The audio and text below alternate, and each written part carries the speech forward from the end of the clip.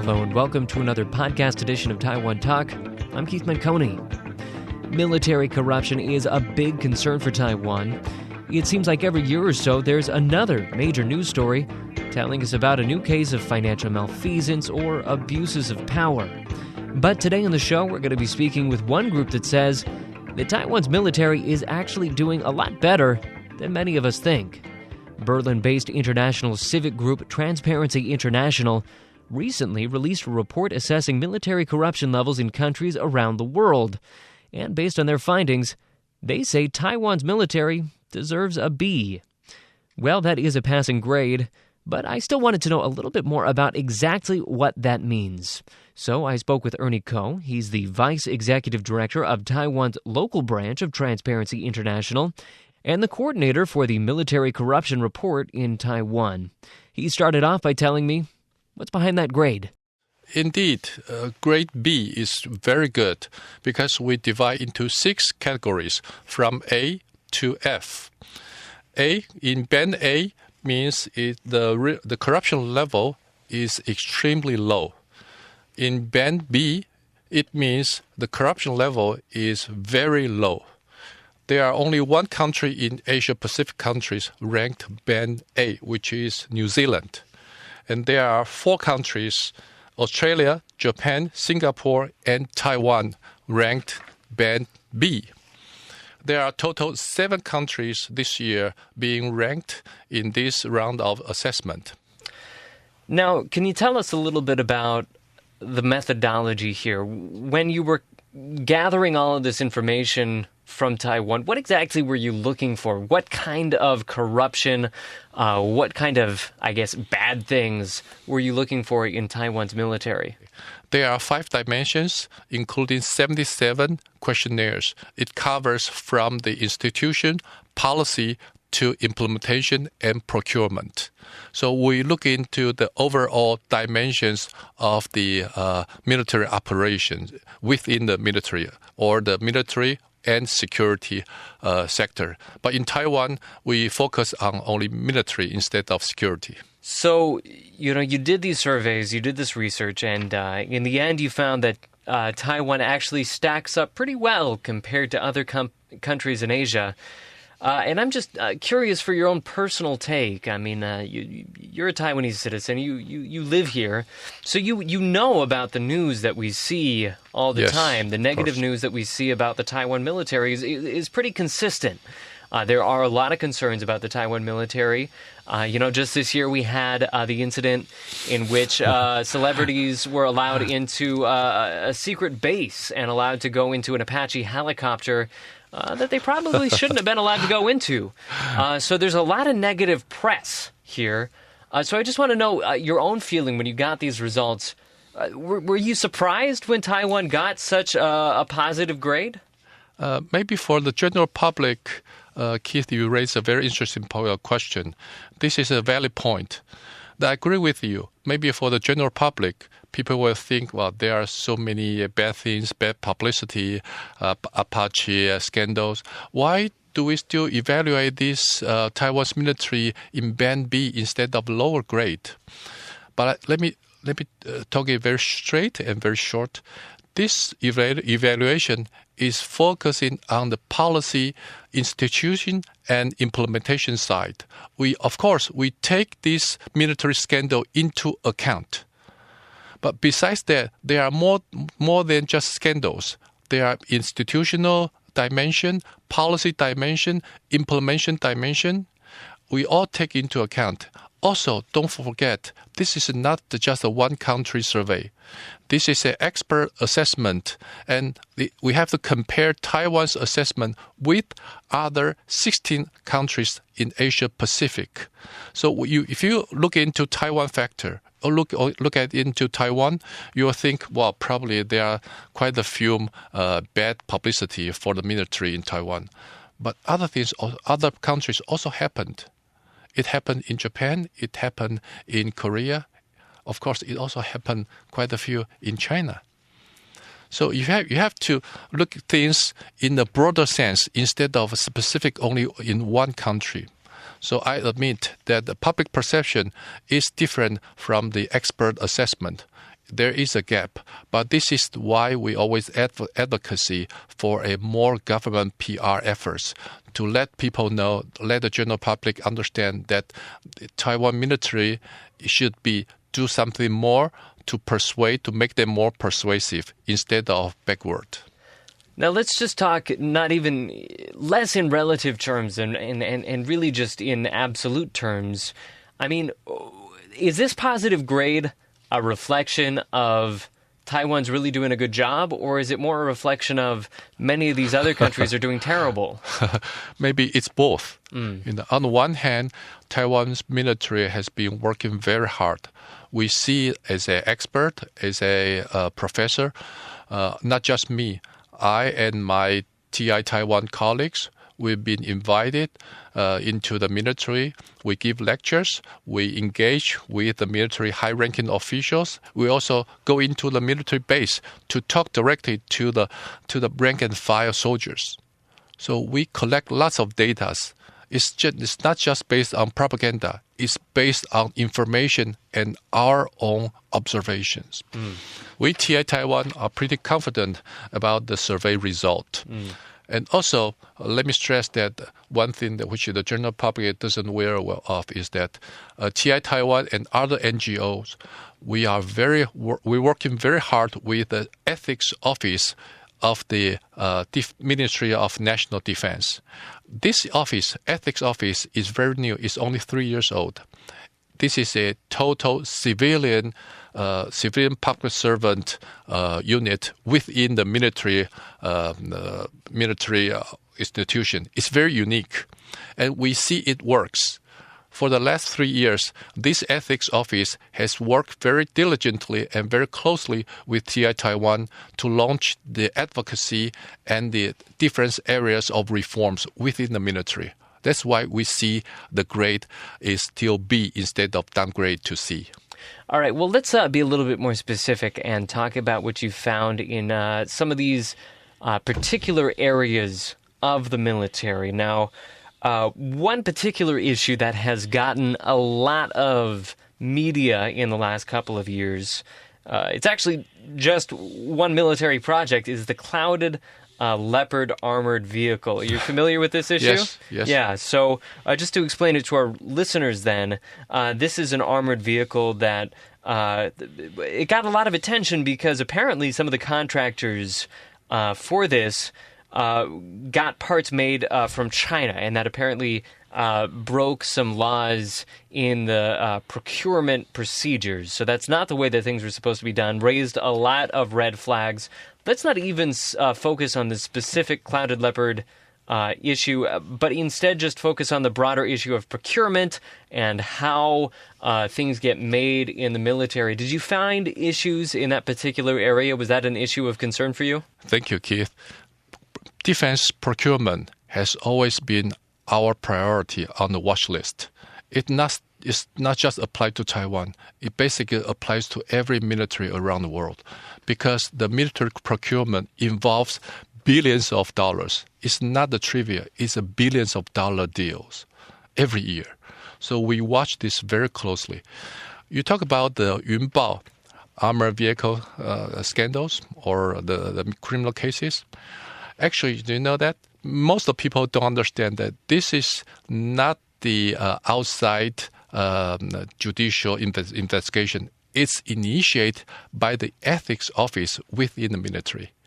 They receive the intelligence, they provide the intelligence information to the prosecutor's office, and they collaborate with each other to dig out the dirt. But the press only report that there is a scandal, something happened within the military, and they imported parts from China. It jeopardized our national security and the soldiers' life. But think about the origin. Who dig the dirt? It's within the military. It's the ethics office of the Ministry of National Defense. So instead of blaming them, we think we should give them the credit. They initiate the investigation. We TI Taiwan, we don't have the investigation power. We are civil society.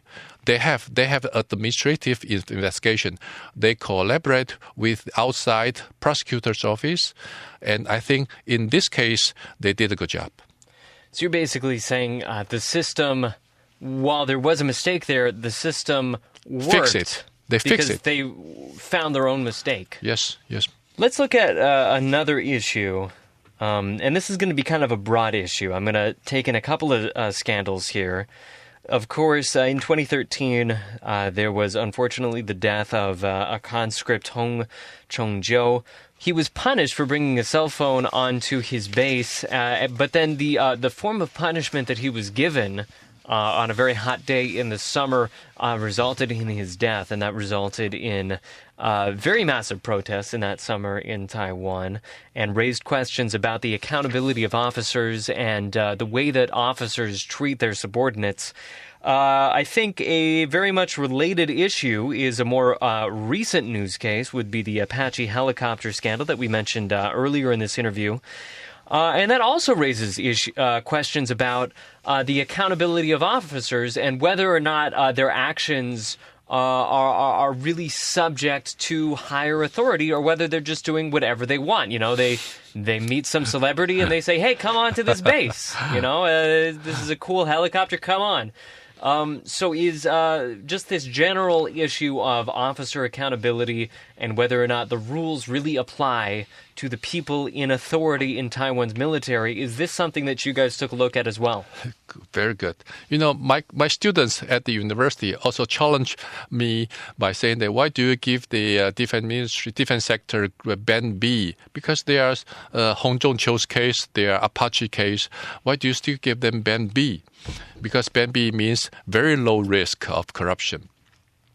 But let me read one very simple paragraph, which is written by the London TIDSP to our defense ministry. This is our suggestion and recommendation to the ministry to address their issue and help to ask them to make improvement. It says that several incidents, including Army soldier Hong's death in July 2014 and Apache helicopter classified photo in FB in March 2015, indicate an institutional inclination towards cover-up within the military tradition. There is a culture to cover up things in the military base. We want to untie the culture. We want to reform it. That's why we take a very different approach.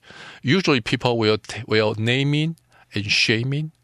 We don't. We take a very innovative approach. We evaluate, we assess their corruption risk and identify the weakness and tell them, make improvement. Mm-hmm. That's our approach. So you're saying it's more important, rather than looking at the individual case, it's more important to look at the system as a whole and explaining what the broad problem is. Yes, we take these individual cases into account and we make the general suggestion and also we do the follow-up checkup. Hopefully we can work with, not against, work with the military to make improvement. So I did a little bit of reading from the international press about this report that was released. Of course, it wasn't just released about Taiwan. It was released about countries all over the world and all over Asia. And if you read the kind of press that came out about Asia and Asian militaries, one of the biggest concerns is that these militaries in Asia are not really reflecting the wishes of the public in those countries. And quite often, they're not very transparent. And they are not consulting the public about how those militaries are being developed. And quite often the people there don't really know why the military is doing what it's doing. They have no idea what it's doing. Yes. Is that an issue that you found in Taiwan, or is Taiwan relatively good in that regard? Well, there are several weaknesses. For example, our procurement has been dominated by U.S. arms sales. Mm-hmm. There's no way out because of Taiwan's unique international status. Mm-hmm. But there's no excuse to make this deal secret. We have to make sure that even this is a foreign military sales, MAS, still you have to be transparent and more accountable. The other thing is military operation. We don't have overseas assignment. We don't participate in international peacekeeping mission because Taiwan is not member of United Nations. But still, there's no excuse to seclude, to cover up everything in the military. We want to make sure the military operation is up to the international standard, to look at the better military practice, to seek the best practices in the world, and to make in par with these peers. Mm-hmm. All right, so we've already talked about some of the issues that you found and some of the areas that you focused on. Can you tell us a little bit about the areas where you think that the military should really be doubling its efforts and trying to make improvements? What is your assessment? Yeah. First of all, public engagement or civil society engagement is our priority. We recommend the Ministry of Defense to pay more attention to the public engagement. It's not just annual open up the door to let people to visit the military base. It's part of the program, but which is what they've been focusing on in the last couple of months. I mean, there have been tours of the Apache helicopter base, etc. But you're saying that that's not really the important thing? Yes, yeah. Seeing is believing. It's a good thing, but it's not enough. We focus on the in-depth engagement. For example, we would like to know more about how do they conduct their internal investigations on corruption or other crimes within the military. We would like to see more external assistance to help them to identify the weakness in the military operation. These are all ongoing issues. For example, there's a ministerial level of anti-corruption committee in the Ministry of National Defense. But so far, there's no single external committee members. So we are keep asking the ministry to open up, at least to retain 2 or 3, a couple of external independent scholar or expert to sit in the committee to help the defense ministry identify the weakness of the corruption risk. And so help our listeners understand, I mean, that sounds like a very bureaucratic fix. Help our listeners understand why that would make a difference. You can't see it overnight. There's no silver bullet. You have to compare with the past. 3 years ago, when we first launched the Government Defense Anti-Corruption Index in 2013, it was very hard because our military has never heard about such index. Actually, there are so many corruption index measuring corruption levels, more than 20 as far as I know.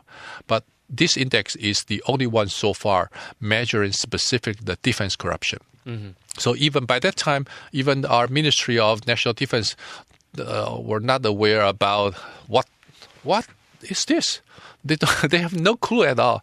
So they don't even want to see us. But things after 3-year endeavor and persuasion, they are not just opening the door. They welcome us.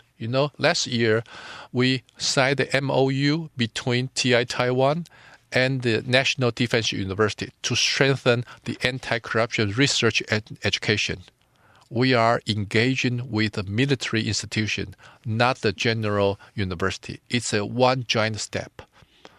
We invite our TI chair, Mr. Jose Ugaz from Peru, to witness this signing ceremony inside the National Defense University. It is a giant step, but very few people understand it because the publicity is limited. Usually the press focus on scandal or bad publicity. That's why we advise the Ministry of Defense pay more attention to the publicity and public engagement.